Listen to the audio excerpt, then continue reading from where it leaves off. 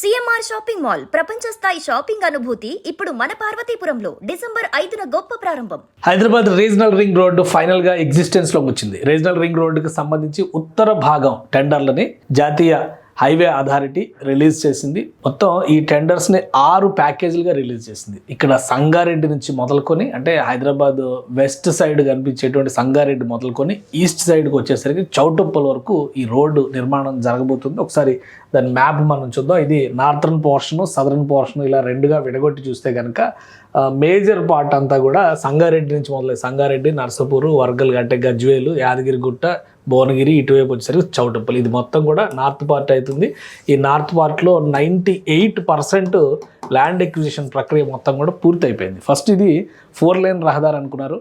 తర్వాత మళ్ళీ కొన్ని సమీక్షల తర్వాత తెలంగాణ ప్రభుత్వం చేసిన విజ్ఞప్తుల మేరకు 6 వరుసల రహదారిగా దీన్ని డెవలప్ చేయడానికి 6 వరుసల రహదారి గ్రీన్ ఫీల్డ్ హైవే కింద దీన్ని తీర్చిదిద్దారనమాట. కాబట్టి 6 ప్యాకేజీలుగా దీన్ని విభజిస్తూ ఈ ప్యాకేజీలకు సంబంధించినటువంటి టెండర్లని రిలీజ్ చేసింది గవర్నమెంట్ మార్కెట్ ప్లేస్. గవర్నమెంట్ ఈ మార్కెట్ ప్లేస్ అంటే జమ్లో దీనికి సంబంధించినటువంటి వ్యవస్థలన్నింటినీ కూడా పొందుపరిచారు. ఎవరికైనా ఆసక్తి ఉంటే వీటిని చూడొచ్చు. అలానే మ్యాప్స్ విషయంలో కూడా, అంటే ప్రణాళిక ఫస్ట్ చేసినటువంటి ప్రణాళిక, దానికి సంబంధించినటువంటి సమీక్షలు ఇవన్నీ కూడా ఏరియా వైజ్గా ప్రతిదీ స్టడీ చేసిన తర్వాత కేంద్ర ప్రభుత్వం దీన్ని 6 వరుసల రహదారిగా మలిచేందుకు పర్మిషన్ ఇచ్చింది. సో 6 వరుసల రహదారి అయితే కనుక రాబోయేటువంటి రోజుల్లో ఇది అతిపెద్ద బూస్ట్ అవుతుంది. ముఖ్యంగా ఈ రీజనల్ రింగ్ రోడ్డు వచ్చిన తర్వాత inner ring road, regional ring road మధ్యలో సెమీ అర్బన్ స్టేటస్, ఇక మీద డెవలప్మెంట్ పెద్ద ఎత్తున తీసుకురావాలని చెప్పని రాష్ట్ర ప్రభుత్వం భావిస్తుంది. సో అందులో భాగంగానే ఇటువైపు ఇంకొక అడ్వాంటేజ్ ఇక్కడ ఒకటి ఏముందంటే, regional ring road connectivity,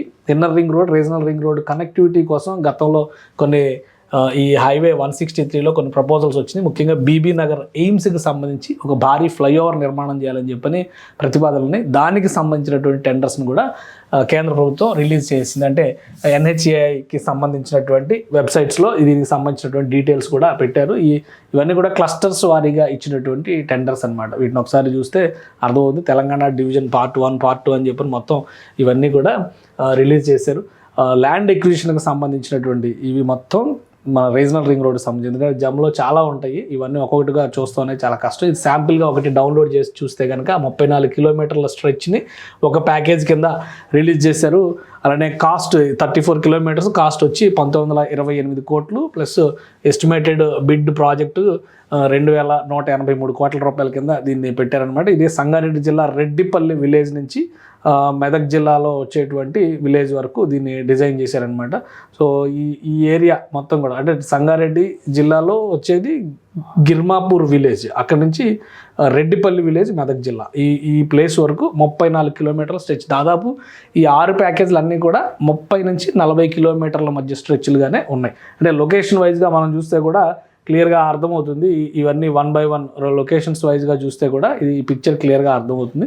so ఒక యావరేజ్గా 30-35 కిలోమీటర్ల స్ట్రెచ్ని మొక్కల కింద విభజించారు. దాని ప్రకారమే దీని డెవలప్మెంట్ అంతా కూడా చేయాలని చెప్పి నిర్ణయించారు. ఇప్పటికే రీజనల్ రింగ్ రోడ్ మొత్తం కూడా 354 కిలోమీటర్ల స్ట్రెచ్. ఈ 354 కిలోమీటర్ల స్ట్రెచ్ని కూడా పరిశీలించిన తర్వాత 6 వరుసల రహదారి కింద కేంద్ర ప్రభుత్వం మంజూరు చేసింది. మొత్తం హైలైట్స్ ఒకసారి మనం చూస్తే కనుక టోటల్ 6 ప్యాకేజీలకు అయ్యేటువంటి కాస్ట్ 8,532 కోట్ల రూపాయలు అవుతుంది.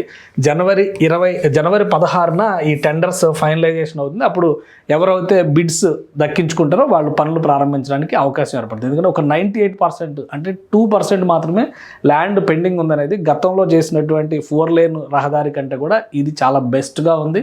2-3 సమీక్షల తర్వాత ఈ నిర్ణయాన్ని ఫైనల్ కన్క్లూజన్ ఎన్హెచ్ఏఐ తీసుకుంది, అంటే నేషనల్ హైవే అథారిటీ తీసుకుంది.